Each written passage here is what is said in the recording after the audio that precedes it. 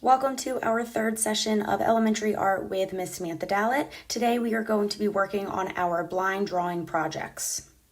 Go ahead and grab your materials. I did give you a heads up in our last session together, so we should have come prepared with a sheet of drawing paper, crayons, markers, or colored pencils, and of course, just a regular old pencil to draw our blind drawings with. In the beginning of this week, the first time that we met, we went over and began a lesson on color theory.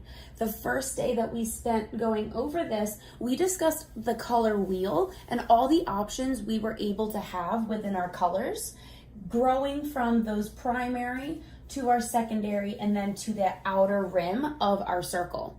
We learned all those other different color combinations and color schemes, as we also learned which ones worked well together and what it meant to truly pick a color scheme. We had discussed how our primary colors worked into our secondaries, and we also learned how our warm colors kind of stayed together as a family and those cool colors also stayed together, and how they separate because of the involvement of our primary colors. Today we will be going a little bit further and we'll be going back into detail talking about those blind drawings, which we also mentioned last session. The blind drawings, as we discussed last time, are similar to the contour drawings. That contour being a French word meaning outline. The outline of our shapes. So when we were drawing those perfect circles, discussing shape or form, we were talking about that outside line or that outer rim. Something that would be just the outside or the contour drawing. We discussed two different options of blind drawings after we discussed that definition. And we also learned how we can have an abstracted one where we close our eyes and we move our hand freely, overlapping and twisting and making our lines really crisscrossy. And that is creating a lot of fun shapes or abstracted shapes in this, where I could go in and color each section a different color if I wanted. That would be an abstracted blind drawing. Now, because our contour lines can get a little messy sometimes, they also still grab the outside line or that outside shape to the objects you are working with. So that second option for our blind drawing is something that is based on an object. Last class, I observed my apple. I have my glass apple, and I set that in front of me. Today we have it so that you can see it. And this was the object I was looking at when I drew this drawing. Now you can see it's not the perfect apple. The lines are kind of hairy and crisscrossy, and you really can only see that arch at the bottom, not so much at the top. Those are all okay things, even though that the lines are messy and that they don't make perfect sense. That's still a good blind drawing. We kind of blocked in the general shape, and then from there we have all these fun new little sections that I would be able to color in with whatever colors or color scheme I chose. I want to make sure that you have your materials ready, so grab your markers, your crayons. If you have your colored pencils, make sure you're using those also, and just a regular old black pencil or drawing pencil so that you can get those lines down first. Remember, we had those two options. You can work with either one, and throughout today's class, I will try to do two examples for us, one being that freehand abstract blind drawing and one based on our objects. So pick which one you want, grab your object, make sure you have it in front of you. I have my apple here, so I will be working on this one, and I'll be doing my first blind drawing based on this object. So again, looking at the apple, not at my paper, and I will start with my pencil on the paper, trying not to lift it away from that paper as much as possible. Alrighty, so I went ahead and I switched sides, but if you already started, keep working. I'm gonna begin mine now.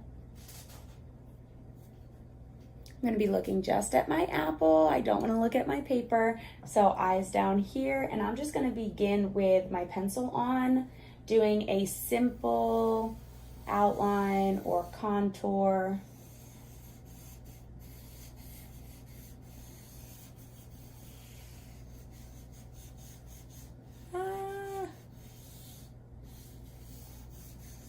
I'm going to try to put a line in the background so it looks like the apple is sitting on something and it's not floating. That would be kind of like that horizon line that we talked about when we made our landscapes.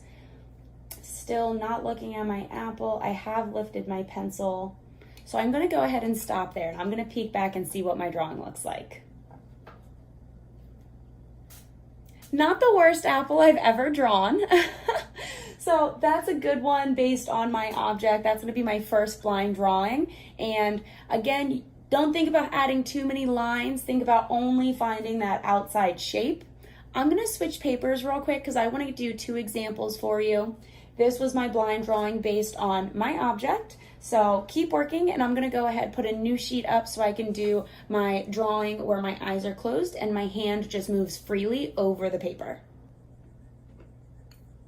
For the second drawing, again, this will be a more abstracted blind drawing, so my eyes will stay closed, and I'll focus on moving my hand freely across my sheet of paper instead of that first drawing, which I had based on the apple I had in front of me. So I've removed the apple, and now I'm going to go ahead, I'll keep my face towards you, and I'll loosely try to draw a abstracted form or abstracted shapes onto my sheet.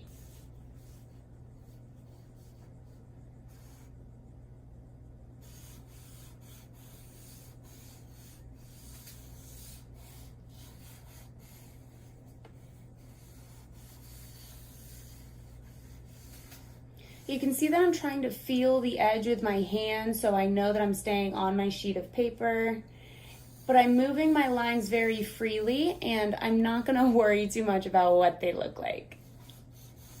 Remember, we want to do big lines all the way back and forth, moving side to side, and making all those fun scribbles or swirls in your lines as well.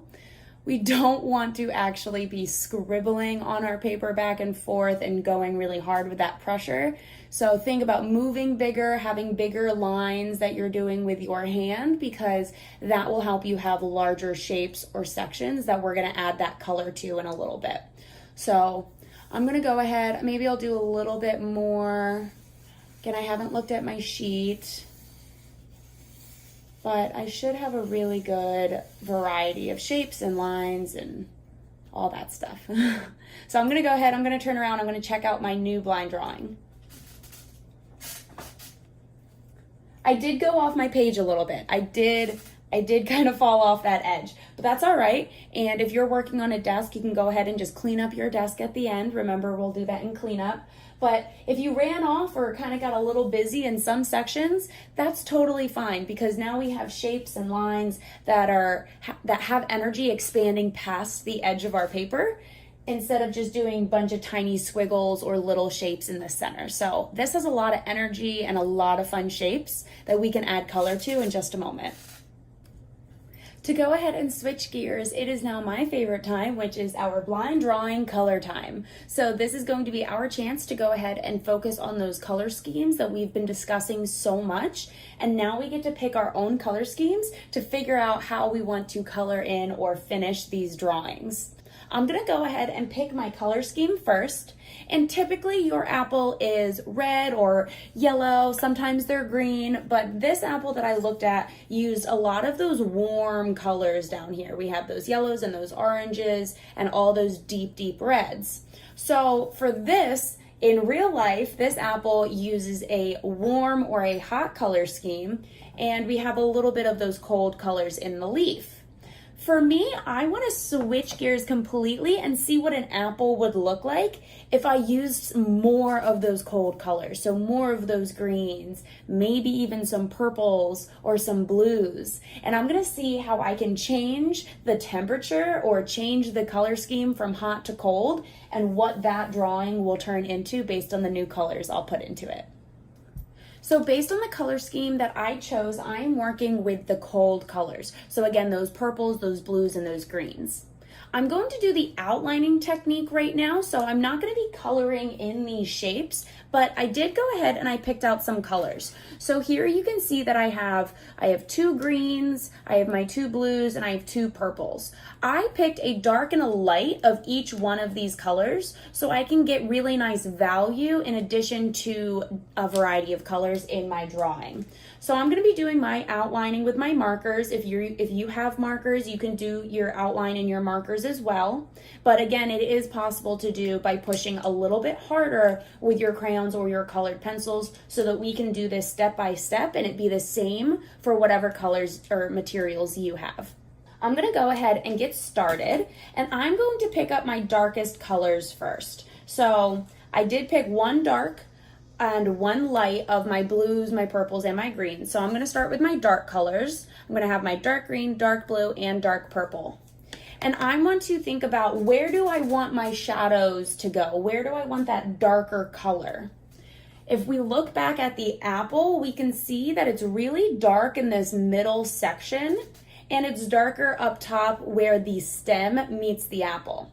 But it has this really bright flare of color where it lightens down at the bottom. So maybe I can think about matching my values to the darks and the lights that I have in my real apple. But again, keeping it very loose and fun based on the different shapes I have. So I'm gonna go ahead, I have my green in my hand, so I'll start there. And I'm just gonna find shapes that were created as I overlapped and crisscrossed my lines. So you can see here, I just traced that one triangle where those lines met. That's gonna be a new shape, and I can color that in later with my crayons or other materials that I have. I also know that it was kind of dark up by the top in that stem area. So I'm gonna go ahead and fill that shape in with my dark green as well. I want to make sure I'm using all of my colors and I'm not doing too much of one green or too much of my blues, because I want to focus on the picture having a nice balance. So if I put two squares or two sections in with my dark green, I'm going to try to balance that out. So I'm going to go in and add some dark areas with my dark blue. And a lot of those dark colors were in that center area. So maybe I can kind of close off some of those shapes so I have that shadow that existed in this middle section. Now that I have two areas in blue, I still want to kind of keep my picture balanced. So I'm going to take some purple and I'm going to put that up top because the stem was much darker than the rest of the apple, and compared to that leaf I'm going to use some of my lighter colors on. So I have two sections of purple up there, and I'm going to put some more down here. Again, following those lines that I was able to create when I was kind of scribbling in or making those nice contour lines. And as they created new shapes, I'm just filling them in with the colors that I want. And that color, those color combinations, that's what's creating your color scheme. So now I'm gonna switch over, because I don't have a ton of little shapes. I'm gonna do my lighter colors now. So thinking about my lightest lights, I'm gonna go ahead and do my light blue first. So I really want to see the apple with blue being the majority or the most color I see. So I'm going to go ahead and just outline some of that.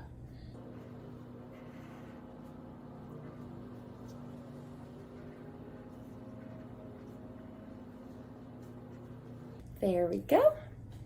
And that's going to be a really large section of that light blue color. So instead of doing two sections in this dark or in this light blue, because I have so much of it already, I'm just going to leave that one section and switch to another light color. And I picked up my purple. So I'm going to put my purple over on this side, and you can see it's much lighter than that other purple I was using. There we go. And I'm going to do one more section, because I'm trying to think of those light colors staying even. And I'll do my other light purple down here. There we go. My last light color was that lighter green. So I'm gonna go ahead and I'm gonna put that up here in the leaf. I got that big top section, and then I'm gonna have this little section down here. I'm also going to take this green and make sure it's even throughout the piece, And I'm gonna go ahead and add some very bright green to this bottom section.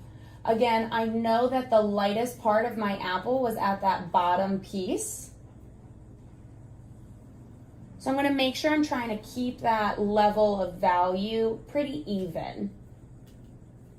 Now you can see I have a few more sections that I just haven't added any color to. I have that line in the background that's acting like that horizontal line that we had in our landscapes. That line acted as the table or the surface my apple was sitting on. So I can go ahead, I'll leave that separate for right now, or I'll leave it empty from color for right now. And I still want to focus on these few more shapes that I have within the drawing. Still using my dark colors or my lights, I'm just going to choose randomly and fill these in so that my colors are completed and I can move on to my next step. Here I think I'm going to add a little bit more of that dark blue. So I'm going back to my dark blue and I'm going to fill in these extra stem pieces that I have up here. I also have a few more sections in the leaf that I can darken up. And that way all of my colors are separate. I don't have two colors touching each other. So my greens are separated now from those two blues, and my greens from here, none of my colors are touching. So I want to make sure that I'm keeping my colors separate, and I'll go ahead and add that in there. I'm going to pick my light blue up and make this side even. Even though I already had so much light blue up top, I'm going to keep it down here too. And so again, I'm balancing what I have at the top left, I'm putting down at the bottom right. So this helps with how your image looks when you first take that first glance at it. You'll see what pops out, what doesn't, and if there's a heaviness to one side or to the other. So that's what I mean by balance. Do your colors balance throughout your piece? And I'm just going to go ahead and fill in this side with the rest of that light blue. And I still have one little shape over here that I'm going to trace, and I'm going to put that one with the light purple. All right. So I went ahead, all of the lines inside of my apple are completely outlined or retraced in the colors I wanted. And all of the colors I used inside of my apple were part of that cold color scheme. I'm going to switch over and I want to use a hot color in the background. So that'll give a really nice contrast between the cold colors in the apple and the hot colors in the background. They'll stand apart, but they'll also look really nice together because we have so many colors in here. It'll be very rainbowy almost, but you'll have a very nice even amount of color in here where all of those colors really interact nicely because they are within that cold color scheme. In the background, it'll be like it pushes the apple forward because all of that warm color or all of those warm colors will fall backwards onto the page. And so you'll have a really nice contrast of what falls back and what pops out at you. I'm gonna go ahead and pick up some of my colors. And really quickly, I picked 3 shades of red, and this one's even kind of brown. And these are going to be the colors I use in the background. Again, only really using those dark ones because the background's going to hold a shadow. But I'm going to use these 3 different ones to outline some of these little lines I have. I'm going to start with my brown, and this can be one section right here. And it kind of breaks off into a skinny little guy. So that can be one section of the table or the background. On this side over here, I'm going to use the even darker color and I'm going to fill in this section down there. And taking that last dark red, I am now going to outline down here on the outside of the colors I've created or already outlined from the apple. So I have that second free drawing up on my easel behind me, and I've gone ahead and picked my warm colors so that I'm ready with the color scheme. And these were all of the colors using my reds, my oranges, and my yellows. So behind me, I'm gonna start finding all these fun little shapes. And as I place a color in each shape, I'm only outlining them or retracing the lines I've already created. I went ahead and picked some of my darker colors first out of the warm colors I chose for this image. So I started with that darker pink or that deep red, and then I went in with a darker orange. Again, working between those colors that fall from the red, orange, and yellow family. I went ahead now and I switched to some of my lighter colors. You can see that yellowy orange that I'm starting to add into different shapes now. And all I'm doing is outlining my shapes. I am now working with a lighter pink, and again, finding different areas where my colors aren't going to line up or match each other, so that there shouldn't be any two pink sections next to each other. There should always be a break in between my colors. So I've worked in some yellow, and I've gone back to even out my design by making sure those colors balance.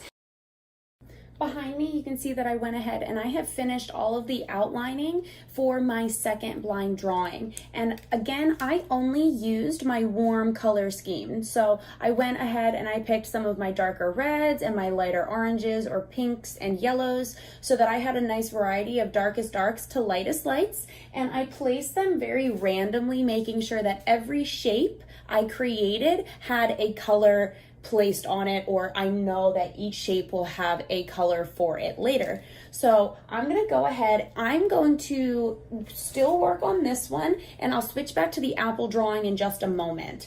I am going to take my crayons and I'm going to start finding colors that match the markers or the outlined colors I've already used, and where I have my red marker, I'm going to color it in with my red crayon. Or where I have my orange marker, I will color in with my orange crayon. So I have these really dark, vibrant lines on the outside, and I'm going to use a very soft application to color in the insides of all of my shapes. I went ahead, I have all of the crayons I need to go ahead and match up my colors, and I'm going to start with this outside one because I already had my orange ready.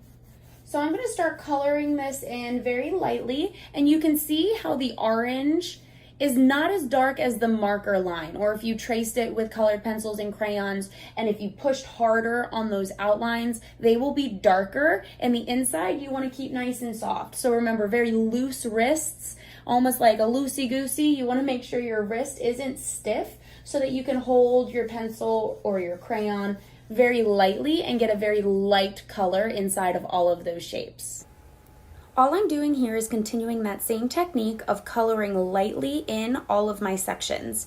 I'm going to do this throughout all of my colors, so again, working between those oranges into the yellows, picking up some of those pinks and brighter reds.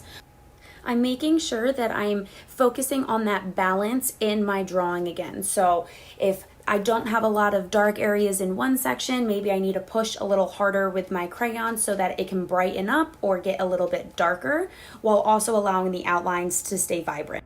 So now that I have finished that free form or that abstracted blind drawing, it's kind of cool because you can hold it from any direction. And it looks different every time you turn it.